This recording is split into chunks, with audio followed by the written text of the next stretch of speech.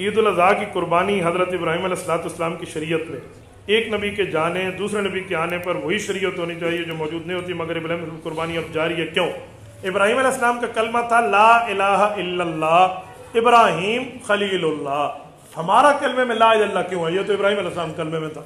اگر آپ یہی کہتے ہیں کہ ایک نبی کی شریعت کا کوئی حصہ دوسرے نبی کی شریعت میں استعمال نہیں ہوتا تو ہم لا الہ الا اللہ چھوڑ دیں، ابراہیم علیہ السلام کی شریعت میں تھا، ابراہیم علیہ السلام کے یہاں ختنہ تھا، ہمارے یہاں ختنہ کیوں ہے؟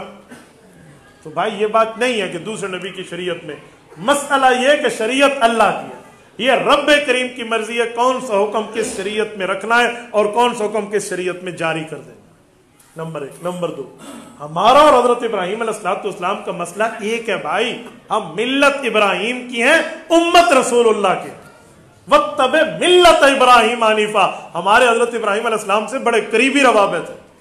آپ اور ہم بنو اسماعیل ہیں اور حضرت اسماعیل بن ابراہیم علیہ السلام، تو ہم ملت ابراہیمی پہ ہیں بھائی۔ حضرت اسماعیل علیہ السلام کے بعد کوئی نبی نہیں آیا، آخر میں رسول اللہ صلی اللہ علیہ وسلم آئے ہیں، تو وہی شریعت چلتی ہوئی آئی ہے، درمیان میں اور کوئی شریعت ہی نہیں ہے کہ ہمارے ہاں یہ بات منسوخ ہو جائے۔ وہ بنی اسماعیل کے بعد بنی اسرائیل ہیں، ان میں 70,000 انبیاء کی لائن ہے، ہم تو ڈائریکٹ حضرت ابراہیم علیہ السلام کے بعد ہیں۔ یہ جو لوگ کہتے ہیں نا کہ حضرت عیسیٰ علیہ السلام حضرت عیسیٰ کے بعد حضور آئے، یہ ترتیب یوں نہیں ہے جو آپ سمجھ رہے ہیں۔ حضرت عیسیٰ علیہ السلام خاتم النبیین بنی اسرائیل نبی کے، اور حضور پاک علیہ السلام خاتم النبیین کل انبیاء کے۔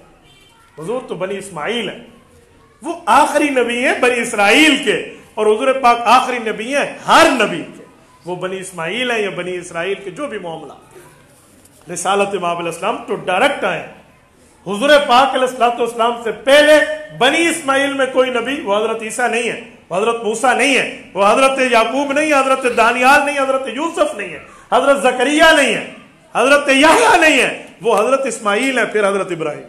تو ہمارا تو ڈائریکٹ تعلق ہے ملت ابراہیمی سے، اس لیے جو ملت ابراہیمی کی چیزیں ہیں وہ ہم میں فالو کر رہے ہیں آپ لوگ، تو وہ ڈائریکٹ چلی ہوئی آ رہی ہیں، وہ چاہے ختنہ ہو، چاہے جو ہے نا مونچھ کا تراشنا اور داڑھی کا بڑھانا ہو، چاہے سر پہ پگڑی ہو، چاہے حج ہو، چاہے قربانی ہو، ٹھیک ہے، یہ ملت ابراہیمی کا ڈائریکٹ معاملہ ہے۔ اس لیے تو کچھ لوگ سوالات پہ کہتے ہیں کہ آپ کہتے ہو حضور پاک علیہ السلام کے والدین حضرت اماں آمنہ، حضرت عبداللہ رضی اللہ تعالی عنہما یہ بخشائے ہیں، کیوں؟ وہ حضرت عیسیٰ علیہ السلام کی شریعت پہ تھے، یہی تو لوگ پوچھتے ہیں۔ حضرت عبد المطلب کو آپ بخشایا مانتے، وہ حضرت عیسیٰ علیہ السلام کی شریعت پہ تھے۔